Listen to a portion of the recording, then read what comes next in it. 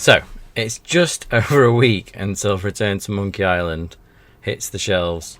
It got me thinking, why is Monkey Island the Hall of Famer when it comes to point and clicks? If you're a point and click adventurer, you've probably moved on to playing other games by this point. Most point and click fans go back and revisit the old games, LucasArts adventure games and Sierra games. But why is it when someone says to me, "Oh, you like point and click adventure games? What are they?" I always say, "Oh, like Monkey Island." So I always go to Monkey Island as the go-to one. Why don't we say, "Oh yeah, point and click adventure games, like The Dig or Sam & Max"? Why don't we say that? And I was thinking about it. What does Monkey Island do that's different to all the others? For me, what it does better is it understands its own genre the best. It's a blend of character, it's a blend of puzzles and story, and it just keeps the ball rolling all the time with interesting events happening throughout. Without gameplay, that's all a point and click adventure game can do. It can keep your mind occupied with its puzzles, and it can entertain you with its characters and its story, and it does both of those things. It relies heavily on dialogue. You can choose different dialogue options for different events, so it's got that replayability. What it doesn't do is it doesn't have dead ends. It doesn't have mandatory action sequences. It doesn't have deaths, unless they're deaths where it's poking fun at other games that do have deaths. Having said that, it does break up the point and click puzzle based inventory gameplay with stuff like insult sword fighting, which again is dialogue based, and a lot of the puzzles are dialogue based. You can solve a lot of puzzles in the first Monkey Island without using objects on other objects. It's all about who you talk to and the responses that you give. So it knew that the developers, Ron Gilbert, Dave Grossman, knew that dialogue is what the driving force for these games.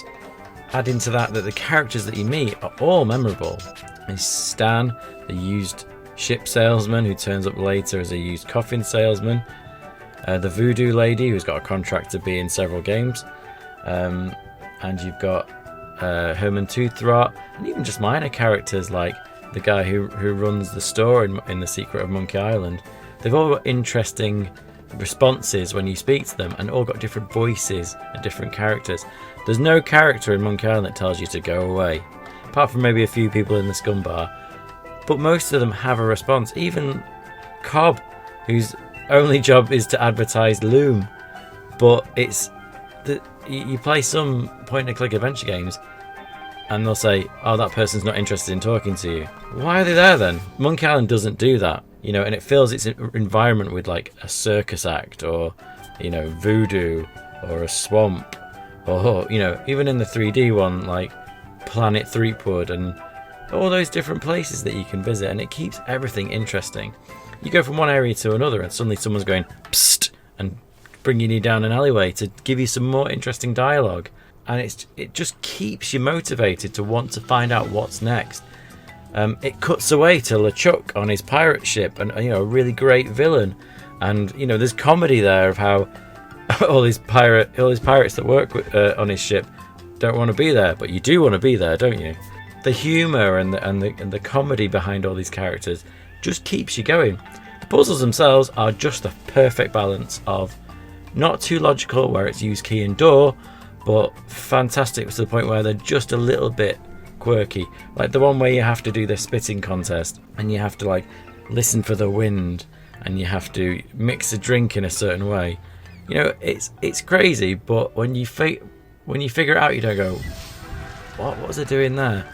In Sierra adventure games, for example, there was an often case of, why should I be doing that? There's no quest. You've not told me what I'm supposed to be doing. You've given me a character and plonked them in an environment and not told me what my quest is. At the start of Secret of Monkey Island, go find the pirate leaders.